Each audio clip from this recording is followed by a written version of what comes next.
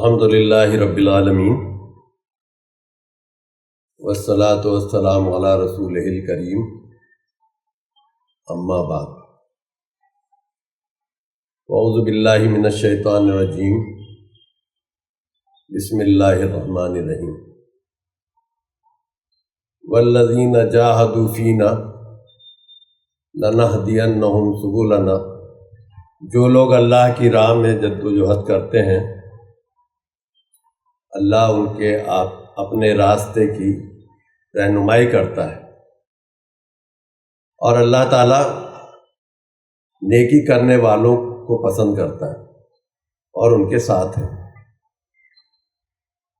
الحمدللہ جماعت اسلامی ہند کے قیام کا تقریباً 75 سال گزر چکا ہے، اور جماعت کے ارکان، کارکنان، وابستگان اس ملک میں ایک سوال انقلاب کی کوشش کر رہے ہیں۔ وہ چاہتے ہیں کہ اللہ کا دین ہم پر بھی نافذ ہو اور تمام انسانوں پر نافذ ہو، اور تمام لوگ اللہ کے دین کے مطابق زندگی گزاریں۔ اسی کی کوشش پچھلے 75 سالوں سے ہندوستان میں چل رہی ہے۔ اولاً تو سب سے پہلے جماعت اسلامی 1941 اگست 1941 میں قائم ہوئی۔ مولانا سید ابو العلا مودودی رحمۃ اللہ علیہ کی آواز پر ہندوستان کے 75 علماء نے شرکت کی، اور اس میں جماعت اسلامی ہند قائم کیا گیا، اور اس کے سب سے پہلے جو امیر منتخب ہوئے وہ مولانا سید ابو العلا مودودی رحمۃ اللہ علیہ تھے۔ لیکن آزادی کے بعد، بٹوارے کے بعد پاکستان الگ ہو گیا، ہندوستان الگ ہو گیا۔ ہندوستان میں پھر جو لوگ یہاں رہ گئے تھے، کچھ لوگ وہاں لاہور میں اور دوسرے شہروں میں رہتے تھے، تو وہ پاکستان کی جماعت بن گئی، اور یہاں کے رہنے والوں نے اپریل 1948 کو جماعت اسلامی ہند کا قیام کیا، جس کے پہلے امیر مولانا ابو اللیث رحمۃ اللہ علیہ منتخب ہوئے، اور یہ سلسلہ آج تک جاری ہے۔ اور الحمدللہ جماعت اسلامی کا عقیدہ لا الہ الا اللہ محمد رسول اللہ ہے، اور ہم اس کلمے کو پڑھنے کے بعد اس کو شعور کے ساتھ سمجھنے کی کوشش کرتے ہیں اور اس پر عمل کرنے کی کوشش کرتے ہیں۔ آپ اندازہ کریں کہ جب اللہ کے نبی حضرت محمد صلی اللہ علیہ وسلم نے کوہ صفا پہ ایک آواز لگائی، لوگوں کو بلایا، اکٹھا کیا، اور پھر آپ نے یہ بات ان کے سامنے رکھی، اے لوگو قولوا لا الہ الا اللہ تفلحوا، کہ تم لا الہ الا اللہ کہہ لو تم کامیاب ہو جاؤ گے۔ مکہ کے لوگ ناراض ہو گئے اور بہت ساری باتیں بناتے ہوئے واپس چلے گئے۔ کیوں چلے گئے وہ؟ کیونکہ وہ عربی داں تھے، وہ لا الہ الا اللہ کا مقصد سمجھتے تھے کہ اگر ہم نے یہ لا الہ الا اللہ پڑھ لیا تو پھر ہمارے ان بتوں کو کیا ہوگا، ہماری جو چودراہٹ ہے اس کا کیا ہوگا، پھر ہمیں محمد صلی اللہ علیہ وسلم کی بات ماننی پڑے گی، پھر ہمیں اپنے آپ کو اللہ کے حوالے کرنا ہوگا۔ یہ بات ان کو معلوم تھا اور محسوس بھی ہوا، جس کی وجہ سے وہ لوگ بھاگ گئے۔ اب ہم یہاں تسبیحات پڑھتے ہیں، لا الہ الا اللہ محمد رسول اللہ ہزاروں بار پڑھ لیتے ہیں، لیکن ہمارے دل کی جو لہریں ہیں اس میں کوئی جنبش نہیں آتی۔ اس کی وجہ یہ ہے کہ ہم سمجھ کر نہیں پڑھتے، اور سمجھ کر پڑھنے کے ساتھ ساتھ اس پر عمل کا کوئی معاملہ نہیں ہوتا۔ اصلاً تو جس نے کلمہ پڑھ لیا اس کی ساری زندگی اللہ کے حوالے ہو گئی ہے۔ اب وہ اپنی مرضی سے کوئی زندگی کا کوئی پارٹ، کوئی حصہ نہیں۔ اسلام کوئی ایک حصہ نہیں ہے کہ عبادت کر لی اور آپ مکمل ہو گئے اسلام پر۔ اسلام کے معنی ہے سرنڈر ٹو دا گاڈ۔ یہ ایک نظام حیات ہے جس کی پکار جماعت اسلامی نے شروع سے لگائی، اور الحمدللہ اب اس وقت کافی حلقوں میں، امت میں یہ بات محسوس کی جا رہی ہے کہ اسلام صرف عبادات کا نام نہیں، وہ بھی ایک پارٹ ہے اسلام۔ اسلام تو پیدا ہونے سے مرنے تک کی تمام کام جو بھی آپ کریں گے وہ اسلام کے مطابق ہونے چاہیے، وہ اللہ کے حکم کے مطابق ہو، اور حضرت محمد صلی اللہ علیہ وسلم کے طریقے پر ہو، تب تو آپ اسلام پر ہیں۔ یا ایھا الذین آمنوا ادخلوا فی السلم کافہ، اے لوگوں جو ایمان لائے ہو اسلام میں پورے کے پورے داخل ہو جاؤ۔ یہ آدھا تیتر آدھا بٹیر. کبھی تو ہم مسلمان ہوتے ہیں, بزنس کرتے ہیں تو ہم کچھ اور ہو جاتے ہیں, شادی بیاہ کرتے ہیں تو ہمارے معاملے بدل جاتے ہیں. وہاں نکاح تک تو سنت ہے بس, باقی چیزیں آپ دیکھیں, آتش بازی ہے اور دوسرے معاملے ہیں, اور ساتھ میں گیدرنگ ہے خواتین کی, یہ سب کہاں سے اسلام میں آ گیا؟ اور شرم بھی نہیں آتی, مطلب مسلمان ہوتے ہوئے ہمیں شرم بھی تو نہیں آتی کہ ہم وہ کام کرتے ہیں جو اللہ کی بغاوت ہے. ایک گناہ تو وہ ہے ہم سے غلطی ہو جاتی ہے, ہم اللہ سے توبہ کر لیں معاف ہو جائے گا. ایک گناہ وہ ہے ہم کھلے عام کرتے ہوں, خود بھی اس میں ملوث ہوں اس بے حیائی میں, اور دوسروں کو بھی شامل کرتے ہوں. تو آپ سمجھ سکتے ہیں کہ یہ کتنا بڑا گناہ ہوتا ہوگا. جماعت اسلامی کا اپنا ایک نصب العین ہے اقامت دین, یعنی ہم چاہتے ہیں کہ اللہ کا دین اس دھرتی پر قائم ہو, یہ مکمل دین نافذ ہو. وہ سب سے پہلے مجھ پہ نافذ ہوتا ہے, ہم پرسنلی اپنے اوپر نافذ کریں, اپنے خاندان پہ کریں, اپنے معاشرے میں اس کی کوشش کریں, اور تمام امت پر کریں, اور اہل وطن کو بھی اس میں شامل کریں. تو یہ ہے پورا دین جو ہے نافذ ہونا چاہیے. تو یہی جماعت اسلامی کا نصب العین ہے اقامت دین. دوسری بات یہ کہ جماعت اسلامی 75 سالوں سے یہاں, اور اس سے پہلے بھی ہندوستان کے بٹوارے سے پہلے 1941 سے کام کر رہی ہے. بہت سارے سماج پر ایسی چیزیں ایفیکٹ کی ہیں جس کو ہم چاہتے تھے کہ سماج میں یہ رائج ہو جائے. اس کے اثرات موجود ہیں آج سماج میں, اور ہم اللہ کا شکر ادا کرتے ہیں کہ ہماری جیسی بھی ٹوٹی پھوٹی کوششیں رہی ہیں اس کے اثرات اب ہندوستان کے لوگوں پر ظاہر ہو رہے ہیں. دیکھیں, ایک بات تو بہت پرانی ہو گئی کہ جماعت اسلامی نے یہ بات کہی تھی کہ یہ جو قرآن ہے یہ سمجھ کر پڑھنا چاہیے. آپ بتائیں کہ ہم قرآن کو بغیر سمجھے پڑھتے ہیں, جس کو ہم تلاوت کہہ کے آگے بڑھ جاتے ہیں, رمضان میں کئی قرآن ختم کر لیتے ہیں, لیکن ہمیں سورہ فاتحہ کا معنی نہیں معلوم. ہم کو یہ معلوم نہیں کہ اللہ تعالیٰ ہم سے کیا چاہتا ہے, ہم سے کس طرح کی بات چیت کرتا ہے اللہ تعالیٰ, ہمیں کیا باتیں سمجھا رہا ہے, کن باتوں سے روک رہا ہے. تو بتائیے اس پڑھنے کا کیا فائدہ ہوا؟ وہ الگ ٹھیک ہے, وہ علماء کا اپنا فیصلہ ہے کہ ایک لفظ نکالنے سے بھی 10 نیکیاں ملیں گی, وہ ملیں گی, لیکن مقصد تو فوت ہو چکا ہے. تو اللہ کا شکر ہے اس وقت سماج میں بہت سارے حلقوں میں اس کو سمجھ کر پڑھنے کا رجحان پیدا ہوا ہے, اور نوجوان نسل میں تو ماشاءاللہ بہت, ان کا دلیل یہی ہوتی ہے کہ بغیر سمجھے کیا سمجھ میں آیا آپ کے. تو یہ سماج پہ ہمارے اثرات ہیں جماعت اسلامی کی کوششوں کے. اور اس وقت مختلف مساجد میں تراجم بھی اور درس قرآن کے پروگرام بھی ہوتے ہیں, بہت ساری مسجدوں میں اب ہونے لگے ہیں الحمدللہ. تو ایک قرآن کو سمجھ کر پڑھنا چاہیے. دوسری بات یہ کہ اس قرآن کو برادران وطن کو نہیں دینا چاہیے. اس کے پیچھے ایک دلیل تھی.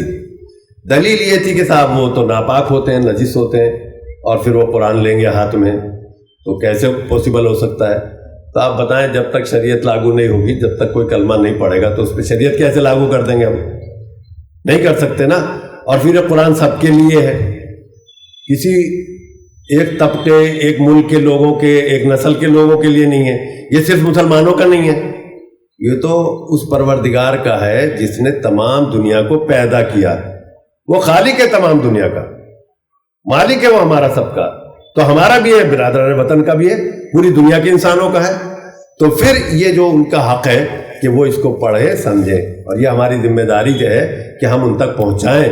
اور اللہ کا شکر ہے اب بہت ساری ایسی NGO تنظیمیں بن گئی ہیں جو قرآن کو تقسیم کرتی ہیں, باقاعدہ اس کے ایڈز آتے رہتے ہیں اور لوگوں تک پہنچاتے ہیں. وہ جماعت اسلامی نے تو کرتی ہے. اس کے علاوہ بھی اللہ کا شکر ہے امت میں یہ کام بڑی تیزی سے ہو رہا ہے. اس کے علاوہ آپ دیکھیں کہ قرآن کی اشاعت اور تقسیم اس وقت ہندوستان میں تقریباً 15 زبانوں میں ٹرانسلیشن جماعت اسلامی نے کرا دیا ہے. کل قیامت میں اللہ تعالیٰ کے سامنے پہنچ کر شاید ہم لوگ یہ بہانہ نہیں کر پائیں گے کہ اے میرے پروردگار, ہمیں تو عربی آتی نہیں تھی, ہم کیسے اس کو سمجھ کر پڑھتے. تو اللہ تعالیٰ پوچھے گا کیا تمہیں ہندی, انگریزی, ملیالم, کنڑ, تیلگو, بنگالی, پنجابی, کوئی بھی لینگویج نہیں آتی تھی؟ ہم جواب نہیں دے پائیں گے. قرآن کریم کی ایک آیت ہے, وقال الرسول یا ربی ان قوم اتخذوا هذا القرآن مہجورا. مولانا اشرف علی تھانوی رحمۃ اللہ علیہ نے اس کا ترجمہ لکھا ہے, برابر میں اس کی تفسیر کی ہے. یہ آیت ترجمے سے پہلے کوٹ کر کے انہوں نے تفسیر کی ہے کہ کل قیامت میں اللہ کے نبی حضرت محمد صلی اللہ علیہ وسلم اللہ تعالیٰ سے شکایت کریں گے، اے میرے پروردگار، میری قوم نے قرآن کو چھوڑ دیا تھا۔ پھر قرآن کو چھوڑ دینے کے انہوں نے وہ بیان کیا ہے، اس کی تفسیر کہ قرآن کو چھوڑ دینے کا مطلب یہ ہے قرآن کو نہ پڑھنا، سمجھ کر نہ پڑھنا اور اس پر عمل نہ کرنا۔ یہ تینوں باتیں، اور چوتھی بات اور جماعت اسلامی نے بڑی زور شور سے اٹھائی کہ اس کو دوسروں تک پہنچانے کی بھی ہماری ذمہ داری ہے۔ تو آپ اندازہ کیجئے کہ قرآن کی یہ چاروں باتیں ہم پوری کر رہے ہیں، اگر کر رہے ہیں تو الحمدللہ، نہیں کر رہے ہیں تو آج سے ہی ہم طے کر لیں کہ ہم کو قرآن کو اسی انداز سے پڑھنا ہے جس طرح اللہ تعالیٰ ہم سے چاہتا ہے۔ ایسا اگر ہو گیا کہ کل قیامت میں اللہ کے نبی صلی اللہ علیہ وسلم ہماری شکایت کر دیں تو شاید ہمارے پاس کوئی چارہ نہیں ہوگا، بچنے کے کوئی چانس نظر نہیں آئیں گے۔ وقت کا نبی اگر کر دے گا تو بہت مشکل ہے بھائی۔ دلی حلقہ جو ہے بہت سارے کام کرتا ہے یہاں، آپ کو اندازہ ہوگا کہ مختلف ہماری 23 جماعتیں ہیں جس میں تقریباً 60 جگہ ہفتہ واری پروگرام ہوتے ہیں، جس میں درس قرآن ہے، درس حدیث ہے اور دوسرے لٹریچر کا مطالعہ اور دوسری باتیں ہیں جو ہم وہاں پہ ہوتی ہیں۔ تو یہ جماعت اسلامی کی ریڑھ کی ہڈی ہے۔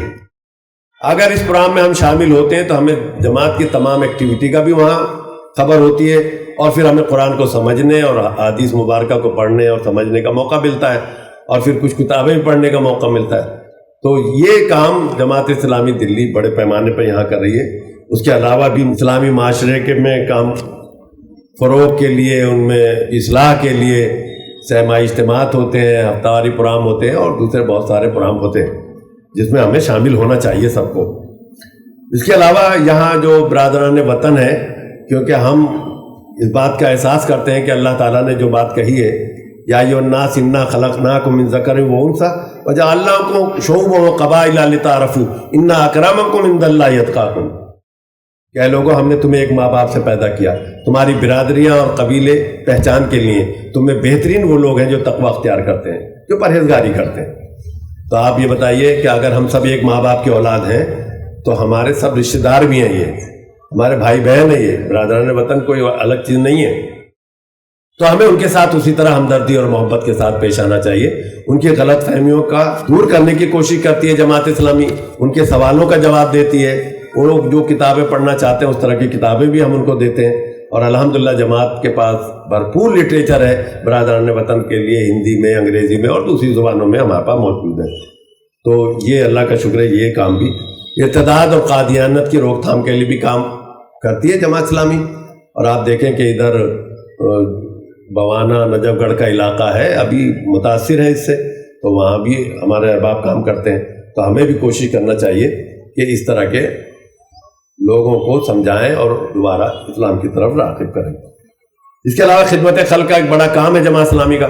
ابھی آپ نے سنا ہوگا کہ یہاں مشرقی دلی میں جمنا پار میں فساد برپا کیا گیا، اور اس میں بہت لوگ متاثر ہوئے، جانیں بھی گئیں اور مال کا بہت نقصان ہوا، اور بہت سارے مکانوں کو آگزنی کی گئی اور لوگوں کی بائکیں اور گاڑیاں سب جلا دی گئیں۔ الحمدللہ جماعت اسلامی نے ان کو ایک بار پھر اسٹینڈ کر دیا ہے، ان کے مکانات بنوا دیے، ان کی گاڑیاں دوبارہ دلوا دی، ان کے کاروبار دوبارہ کرا دیے۔ آپ دیکھیں کہ بھجن پورہ میں ایک مارکیٹ ہے جو سب برادران وطن کے، لیکن تقریباً 45-50 کے بیچ میں مسلمانوں کی دکانیں تھیں، وہ سب لوٹ لی گئی تھیں۔ لیکن اللہ کا شکر ہے اس وقت کوئی ایسی دکان نہیں ہے جو مسلمانوں کی دوبارہ رن نہ کر گئی ہو۔ ہم نے پوری کوشش کی کہ وہاں ہر دکان کو دوبارہ سے ہم ان کو مال دلوائیں اور وہ کاروبار کو دوبارہ شروع کر دیں۔ اللہ کا شکر ہے بہت رننگ پوزیشن میں ہے وہ لوگ، اور بہت اچھی پوزیشن میں ہے۔ تو آپ دیکھیں نا جماعت اسلامی نے جو کام کیا ہے خدمت خلق کا۔ اس کے علاوہ ہم تعلیم پہ بچوں کو اسکالرشپ دیتے ہیں، غریب بیوائیں نادار عورتوں کو مدد کرتے ہیں، اور جس طرح کی بھی کوئی پرابلم ہوتی ہے اس میں جماعت اسلامی اپنے بجٹ کے حساب سے اس میں خدمت خلق کرنے کی کوشش کرتی ہے۔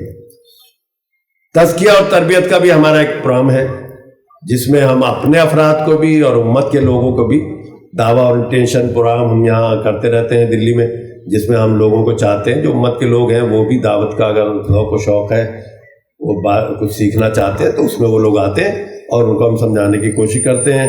اور اجتماعات تربیت گاہ کے نام سے بھی ہوتے ہیں، اور ابھی ایک کافی تربیت گاہ ہمارے یہاں قائم ہوتی ہے یہیں مسجد اشاعت اسلام میں، جس میں تقریباً 100 لوگ انڈیا کے شامل ہوتے ہیں اور اس طرح ہم لوگوں کی تربیت کرنے کی بھی کوشش کرتے ہیں. تو اللہ کا شکر ہے جماعت اسلامی مختلف فیلڈ میں 2 کام تو بہت زیادہ ہائی لائٹ ہوتے ہیں کہ اسلامی معاشرہ اور ایک برادران وطن میں کام، اچھے تعلقات رکھنا، ان سے ان کے آڑے وقت میں کام آنا، یہ سب ہماری ذمہ داری ہے. جس طرح مسلمانوں کا حق ہے ہم پر، اسی طرح برادران وطن کا بھی حق ہے کہ ان تک صحیح بات پہنچے اور ان کے اگر کوئی پریشانی ہو تو ان میں ہم ان کی مدد کریں اور اپنے آس پاس کے لوگوں کے ساتھ اچھے تعلقات رکھیں. اور یہ بات میں آخر میں عرض کر دوں کہ جو حالات کی تبدیلی آ رہی ہے اس کا واحد حل یہی ہے کہ آپ اپنے علاقے کے اپنے پڑوسیوں کو، جو بھی برادران وطن ہیں، ان کے ساتھ بہت اچھے تعلقات بنانے کی کوشش کریں. تو پھر وہ جو بہت چھوٹی سی تعداد میں لوگ ہیں شرری، ان کے دف مر جائیں گے. اور میں اللہ تعالیٰ سے دعا کرتا ہوں کہ ہم سب کو عمل کی توفیق عطا فرمائے. وآخر دعوانا ان الحمد للہ رب العالمین. جزاک اللہ فی الدارین.